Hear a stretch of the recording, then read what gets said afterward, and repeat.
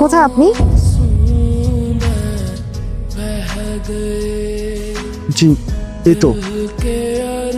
রিমি, উনি তো চলে এসছে, তুই তার এখন চলে যা। ঠিক আছে, আশা করি একটু দেখে রাখবি।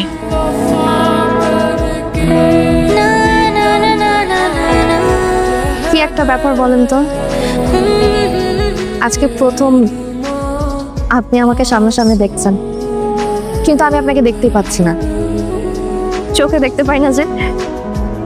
আচ্ছা বলেন না, কোথায় যেন নিয়ে যাবেন আমাকে? আপনি কোথায় কোথায় যাবেন? আপনি বলেন। উমা, এটা কেমন কথা? আপনি না আমাকে বললেন আপনি কোথায় যেন নিয়ে যাবেন। আপনি যেখানে নিয়ে যাবেন আমি তো সেখানেই যাব। আমি তো চোখে দেখি না, তাই জায়গা হয়তো দেখতে পাবো না, কিন্তু জায়গা তো শুনতে পাবো না, অনুভব করতে পারবো। অনেক সুন্দর হবে, তাই না? হয়তো হয়তো। চলেন তাহলে। জি চলেন। হাতটা ধরবেন? আপনার ভরসায় কিন্তু আমি লাঠিটা রেখে এসেছি, আমাকে রেখে আবার পালিয়ে যান না কিন্তু। চোখে তো দেখতে পাই না, বুঝতেই পারছেন।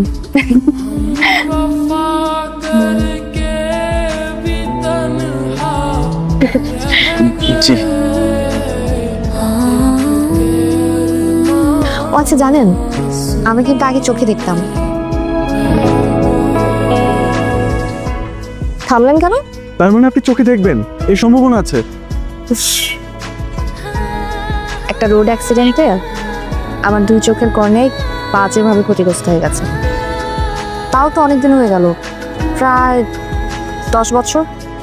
এর মধ্যে অনেক ডক্টর দেখিয়েছি, সবাই একই কথা বলেছে, আমি কখনো আর চোখে দেখবো না। আচ্ছা আপনি আমাকে বলবেন কি হয়েছিল? বাদ দিন তো, চলেন হাঁটি।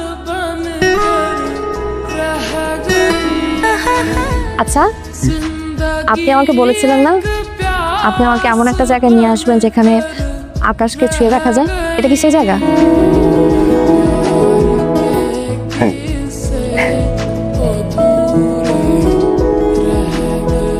আচ্ছা আপনাকে একটা কথা বলবো। বলেন।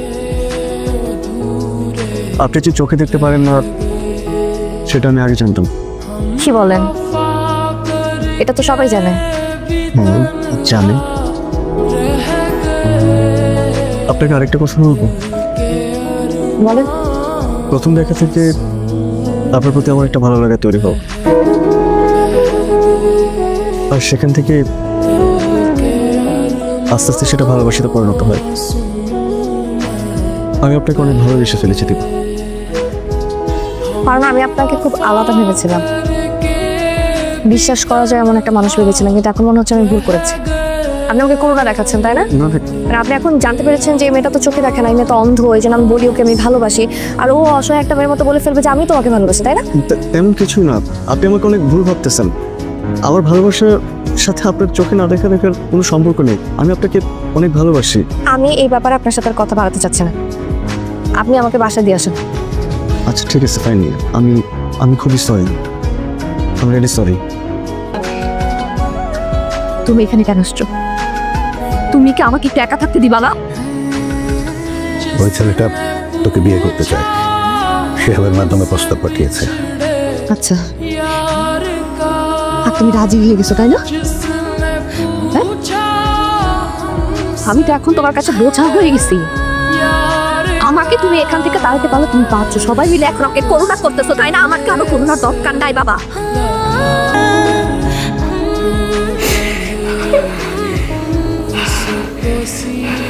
আঙ্কেল, আপনি দীপাকে একটু বোঝান না, আমি ওকে উন্নত চিকিৎসার জন্য দেশের বাইরে নিয়ে যেতে চাই।